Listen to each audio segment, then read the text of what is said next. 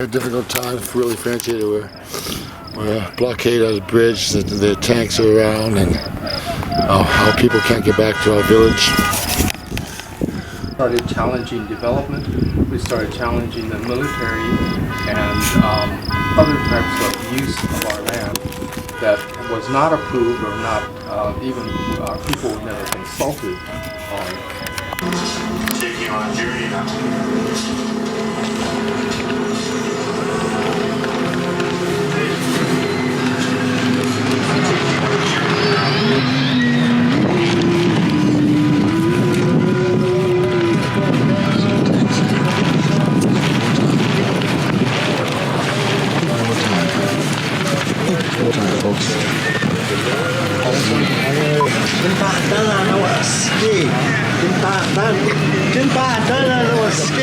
A star amongst the white jungle of corporate America. Fuck Standing Rock and their water.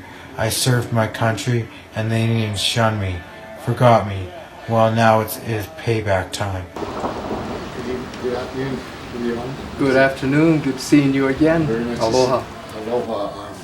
You've taught me a lot since 2009 when we talked about the connection between the Salish people of Canada and the Hawaiian people. I'd like to today maybe get into the whole notion of talking story and indigenous, how we as a people relate to the culture and life, and so that people learn about, I say, the concreteness of who we are as a people, not the abstract or the media or the stereotypes. So, talking story, who is your name? Maybe start from there. Yes, I'm glad you asked it that way. I'm from the island of Hawaii, Moku'oke'awe, and my people come from the southern part of that island, from an area called Miloli'i. And Miloli'i is a place that was named for the fine weaving that our people did, but they were also fishermen, and they were very, very prominent fishermen, and so they devised many different ways of fishing that utilized their knowledge of the sea as well as their knowledge of the sea life. They actually raised fish to harvest. They were very, very far ahead of many other cultures in their understanding of how to raise fish. And my people also were fierce warriors. And Kamehameha the Great, when he started up his armies, of course there were warriors all over the islands, but his chief trainers in warfare came from my area, from the Loli'i. So that is where I'm from. We have an ocean we call Kona Maoki'oki. Our mountain is Mauna Loa, which is the largest single mountain in the world. And this is where I come from. And my name, by the way, is Leon Kaulahau Siu.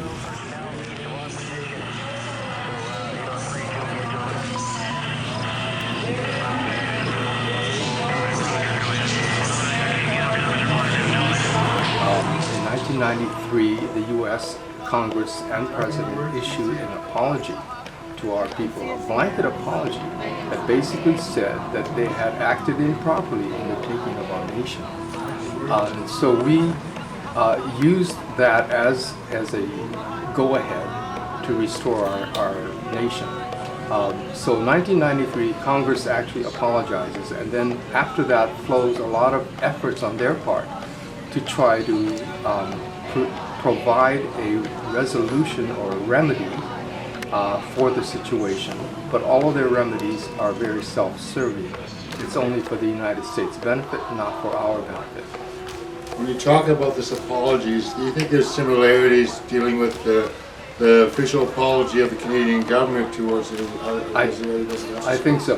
In fact, I was at one point writing in articles that said beware of apologies, because every time a government, let's say Australian government, the Canadian government, the US government, apologizes to its people, it thinks it has now wiped the slate clean and it can continue doing what it's been doing as if nothing happened before. What's your name again, please? I'm Janet. Janet. You know what? Okay. Akalani, how are you today? I am fine. Could you tell us a little personal perspective on the Hawaiian sovereignty movement and what it's all about? I believe in it. It should happen. Our people should unite together. And if they unite together, then this is what makes us stand under one nation. So we're bringing our people together. And do you feel it's important to retain our language in relation to the land? Oh yes, it is very important to our people to learn their identity and who they are and where they're from. Also their culture and their belief and their ancestors. That's what brought us here today and try to unite our people. Thank you very much for your words. Hi. Donald Morin for Co-op Radio. We're here on sovereign Hawaiian territory on the anniversary, January 16, 17, of the overthrow of the illegal provisional government, and we're speaking with true Hawaiian people. May you introduce yourself, sir? Aloha. My name's Kale. I'm from the island of Hawaii. And we come every year to remember the illegal occupation of Hawaii and try to get the occupiers to give back these islands. Now, can you introduce yourself and maybe talk a bit about the Hawaiian sovereignty movement, your personal relationship to it, your relationship to land, language? I'm Kale, and I support the reinstated Hawaiian government that is hosting this event today. We reinstated in March 13, 1999, and since then we've had 3 elections.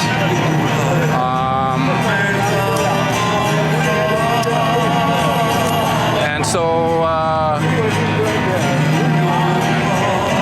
we need to get our government back, and that's why I'm a part of the legislature.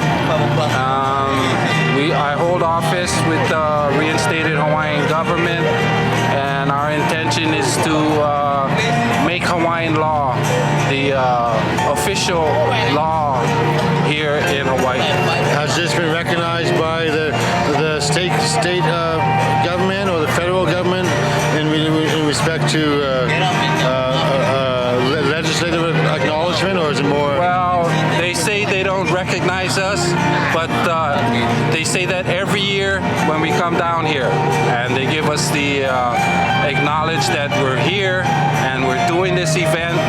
So, and yet they still don't recognize us. So it's really peculiar because they really don't want to recognize us, because if they should, then that's the end of the state of Hawaii. So they really don't want to recognize us, and so we're continue to do these types of exercises to acknowledge our existence. And has the status quo of Hawaii changed since the 9/11 incident? The militarization of this outpost, has it affected the well-being of the people, the migratory paths of the animals and sea life here? There's Homeland Security makes it the island is like locked down. Okay, but they let us do our exercises. They don't interfere with that, because then we could charge them with genocide. So they really aren't offensively against us, but they kind of like disregard us. What sort of advice do you have for young people in regards to retaining language? You know, our history speaks for itself. There was a wrong done here, and all we want to do is correct the wrong. Yeah. I think the message is that the answer is that we must form a government, because only through a government can you make laws. So the young people have to understand that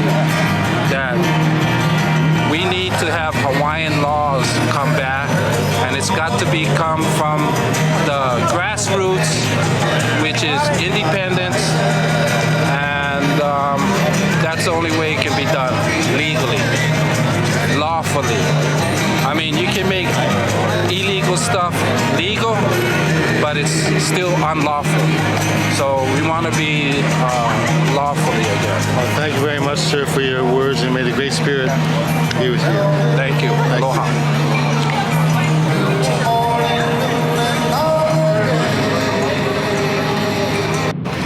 Now, how has the 9/11 incident, Homeland Security, and the American military affected the Hawaiian people, migratory paths, the animals and sea life here? Because it's very militarized in this country. Yeah, this well, state. see, they put Hawaii. Hawaii has been under martial law.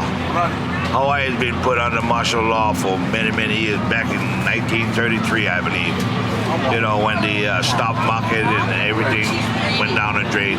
All that, everything that happens to the Hawaiians that's not right is all designed. I mean, it start off in Washington, D.C., how they're gonna suppress and depress the native Hawaiians. And yeah, it has affected us to the point where today our people are afraid. It is all these people who has this knowledge that you share don't come forward. They're afraid. He said, I'm not afraid. He said, what they gonna do to me? And that's the truth. That's what's wrong with all of these people. You look around, you see a lot of Hawaiians, and they won't come to the truth because they're afraid. Afraid of losing this much. They don't realize that they got this much. They own this much. But that's how the United States has programmed all the people that they conquer. So it's really sad, but this is why we're here, to educate, just continue education. Was there, what advice do you have for young people when you're dealing with capitalism, commercialism, about heritage, about language? How do you retain it when you're dealing with an onslaught of tourism and just commodification of pretty well everything sacred? Yeah, well, this comes with something like this kind of activities. Just get right in their face and just preach and just show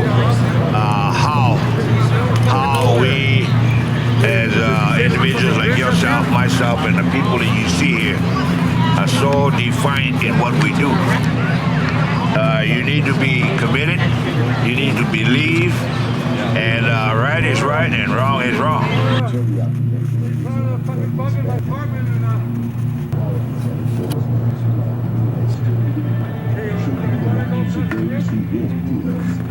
It is believed that the first humans spoke a sacred and perfect language, often referred to as the Adamic tongue. This divine form of communication, said to have been given to Adam by God, allowed for a direct and unbroken connection with the Creator. It was a language of purity and power, unlike the fractured dialects that would emerge later. However, as generations passed and humanity's pride grew, this sacred language was lost after the Tower of Babel incident, when divine intervention scattered mankind and confounded their speech. The Tower of Babel, as described in Genesis 11, was a monumental structure built by the descendants of Noah in their attempt to reach the heavens and establish their own authority apart from God. Their ambition reflected not only human pride, but also desire for self-sufficiency, defying divine order. In response, God intervened by confusing their language, preventing them from understanding one another. This sudden linguistic division forced people to disperse across the earth. Will any of you come with me? I will follow you, Master. But first, let me go and Say goodbye to my family. Anyone who starts to plow and then keeps looking back is of no use for the kingdom of God. If anyone wants to come with me, he must forget himself. Take up his cross every day and follow me. For whoever would save his own life will lose it. And whoever would lose his life for my sake will save it. What will it profit a man if he gain the whole earth and lose his own soul? Then man is ashamed of learning of my teachings. Then the Son of Man will be ashamed of him when he comes in his glory. It began to kind of throw us some crumbs, you know. So they returned one island, Kaho'olawe, which was a major victory on our part. They returned it to whatever governing entity is that will become of the Hawaiian people in the future. They also formed an Office of Hawaiian Affairs. And the objective of that was to create like a Bureau of Indian Affairs for Hawaiians. And it was supposedly to govern the resources that we still have, some of the lands we still have claim to. And so the idea was that these resources would be governed by an organization that would have the welfare of the people in mind. And so Hawaiian people became beneficiaries of this trust that was created and administered by the Office of Hawaiian Affairs. It became evident after some time that the Office of Hawaiian Affairs was simply being run as a state agency to keep things under control and to try to prevent us from really claiming all that we have the right to claim, as far as lands and as far as practices and things like that. So the Office of Hawaiian Affairs, on the one hand, tries to assist us, Native peoples, with a lot of the social needs that we have, but on the other hand, they are an agency of the state to try to maintain the status quo, particularly land ownership and those type of things. So the Hawaiian people themselves have come into quite a bit of conflict with the Office of Hawaiian Affairs, the agency that was set there to serve them, and that it really is not serving our interests in the long run. It's really trying to maintain the control of the state of Hawaii and the United States of our resources and our assets. So in more recent years, there have been more of our actions have pushed the state of Hawaii to try to justify why they are managing our lands in such a poor way, or with such a divided interest of the U.S. and the Hawaiian people. And as we push more and more, we begin to uncover more and more of the collusion that's going on with the U.S. government and the agencies that are set up to serve the Hawaiian natives. What do you mean by collusion? Collusion meaning that they come up with plans to say, well, if we provide this type of service, then we can quiet down the people. Is this similar to like when you talk about the Hiwas against the people historically, and the Hiwas of contemporary sort of values? Are they deliberately doing these sort of collusions? Yes, it's deliberate in order to preserve their control over our people, because our people have awakened and have said there is no lawful right for the United States to be in our islands, and that they did not acquire our nation, they did not acquire our permission to take our islands. Now, sorry to interrupt you. Is this in relation to the march in 2009 when we were recognizing your queens and the annexation of your territory? Yes. In fact, the United States, in a move to try to assuage the objections of our people in 1993, on the 100th anniversary of the takeover of our nation. In 1993, the U.S. Congress and President issued an apology. Why does the government want him so badly? Conservatives, NDP, liberals, they all want a piece of his ass. I gotta go meet my shaman later on. We'll have to do a ceremony.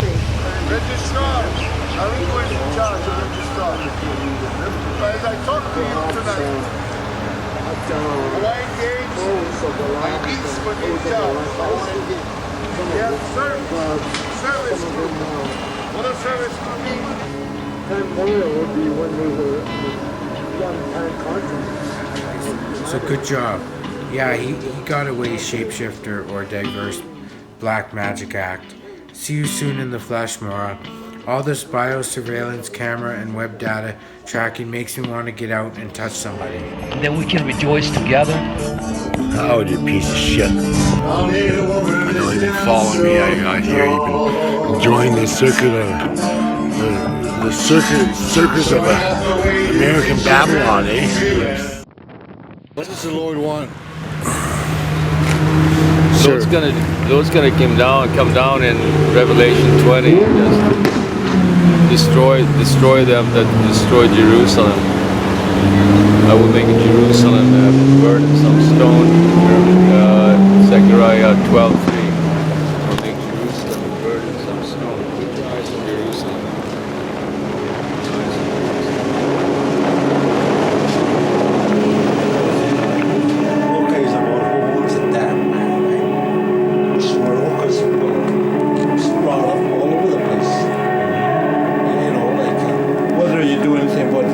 Situation, the Indian problem, or whether you do anything for it.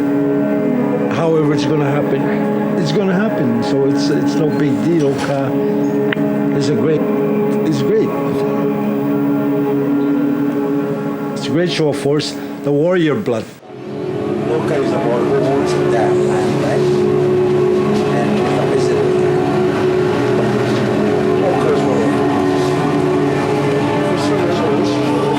Territory, we'll be talking about language and the sailors' Hawaiian connection through the fur trade. Hi, how are you doing? Hi. You were mentioning something about the fur trade? Yes, actually, the Hudson's Bay Company, when they were establishing fur trade in the Pacific Northwest, actually depended quite a bit on Hawaiians. So many Hawaiians were actually sent there to help them with their outposts, mainly because they were very skilled watermen. They could deal very well on the water and in those outposts. And also they were very skilled with communicating with other natives. So Vancouver, Washington, what is now Washington, was one of the first outposts there. And the Hudson's Bay Company had established that. Later, when Washington was given to the United States, whatever happened there, then it was moved to Vancouver, on Vancouver Island, Victoria.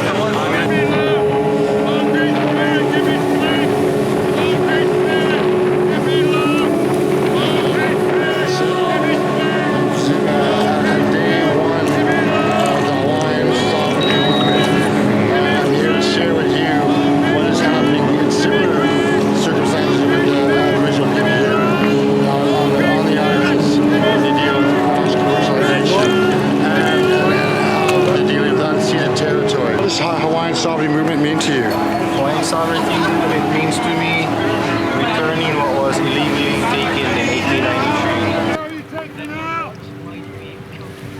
Fuck, this guy's crazy. I had a vision! Fuck, I recognize that guy.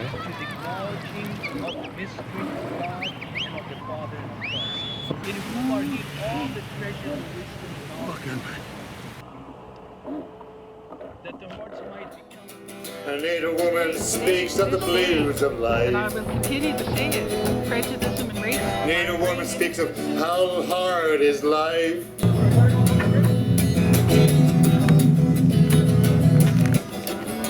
Earthquakes, earthquakes galore. What is the sign of the times? I found my dying, and I'm back on the net. Work to be done. Mad dogs on the run. sign of the time. Wars away, wars away. Death will play, death will play. What is in tune in this time, this time? What is in store, sundown? Now new day is gone. I read a book one time on this. About 17 days I went to my straightened out, right? So I burned this book. I always wanted to burn a book, right? Yeah. So I burned this book. It was a self-help book, okay? Just to smell what a burned book would smell like. Yeah. So, Minimalism. The what? Minimalism? Millennialism.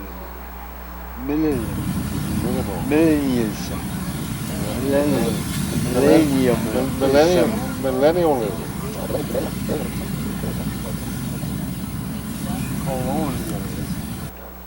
Colonialism. That doesn't exist anymore. Huh? Some people say that doesn't exist anymore. Yeah, that's funny. Doesn't Drink some water first. I think we should be colonial revolution. I think we should have a revolution. I think so too. The revolution of the revolution of the people of the slightly left.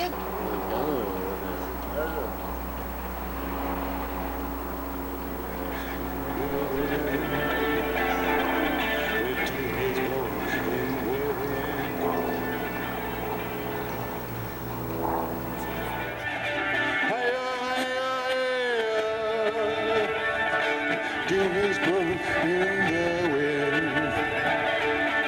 A storm is coming soon. A storm is coming soon.